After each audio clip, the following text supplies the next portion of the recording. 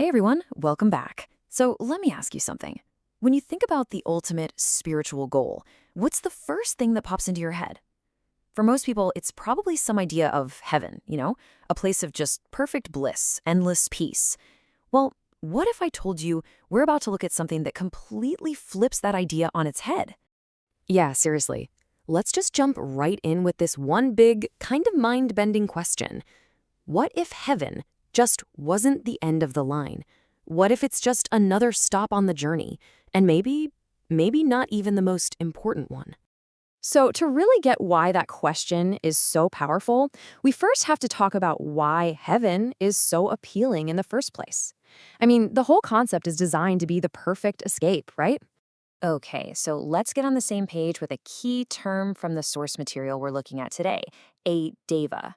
Now, in Buddhist cosmology, a deva is basically a celestial being, kind of like a god who lives in one of these heavenly realms.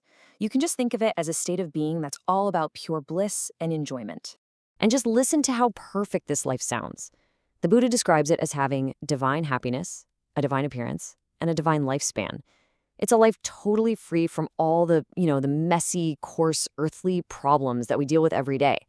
I mean, that sounds like the ultimate prize, doesn't it? But, and this is where the story takes a really dramatic turn, according to the Buddha, this picture-perfect, blissful life, it's not the whole story, not by a long shot. In fact, it's missing something absolutely crucial. And here it is, the big reveal. The Buddha says that for a deva, their happy destination, the place they truly long to go, is to be reborn as a human. Just let that sink in for a second. And that's the paradox, isn't it? You've got this life of divine bliss, perfect appearance, incredible lifespan, and yet their ultimate goal, their dying wish, is to come back here. It leads to the most important question of all. Why? Why on earth would a being in paradise want to leave it all behind for our messy, complicated world? Well, the answer is found in what the source calls the three prayers, or wishes, that a deva makes right before their divine life ends. So let's break these down. So the Buddha explains that right before they pass from that realm, devas have three very specific wishes. 1, to reach a happy destination. 2, to attain a great gain. And 3, to be steadfast in that gain. Now, on the surface, those sound kind of vague, right? But luckily, the Buddha clarifies exactly what these mean from a deva's point of view. All right, let's take that first wish. When a deva prays to reach a happy destination, or a sugati, they're not asking to go to an even fancier heaven. Nope. Like we just saw, their happy destination is to be reborn right back here, as one of us, as a human. So again, why come here? Well, that brings us to wish number 2. The great gain thereafter is the chance to actually find and develop faith in the Buddhist teachings, the Dharma. See, that's something they just can't do up in heaven. When you're in a state of constant bliss, there's no struggle, no friction, no real reason to go searching for deeper meaning.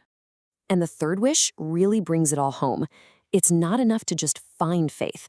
The real goal is to make that faith completely unshakable, so strong that no one, not other gods, not demons, not anyone, can ever lead you away from it. And that kind of deep, tested, battle-hardened faith, well, it can only be forged right here in the human realm. Okay, so what does all this actually mean for us, for our own spiritual practices?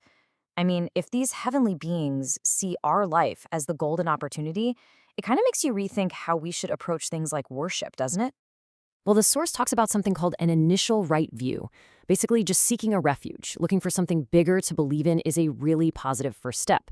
Your mind is looking for something to hold on to. But, and this is a big but, it can go wrong. The text specifically warns that this kind of seeking, if it's not guided properly, can lead to some really harmful practices, like animal sacrifice, which ironically leads you to a bad destination, not the good one you were looking for. And that's why the source points to a better way, what it calls the ultimate right view.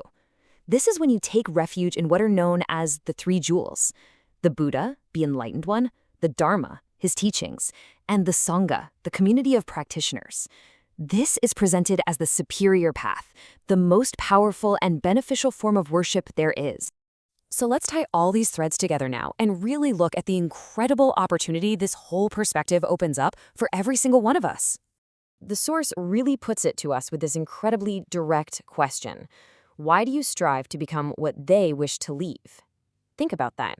If these beings, living in a state of bliss we can hardly even comprehend, want to leave that place to become human, why are so many of us trying so hard to get to the very place they want to escape? And really, that's the core message here. Our human life isn't just some stepping stone, some trial we have to get through to earn a heavenly reward. From this point of view, our life is the destination. It's the one and only workshop where the ultimate spiritual prize, that true, deep, unshakable faith, can actually be built. Which really leaves us with one final, powerful thought. If this life we're living right now is the happy destination that heavenly beings are literally praying for, if this is the one place where the greatest spiritual treasure can possibly be found, then the only question left is, how are you going to use this incredible opportunity?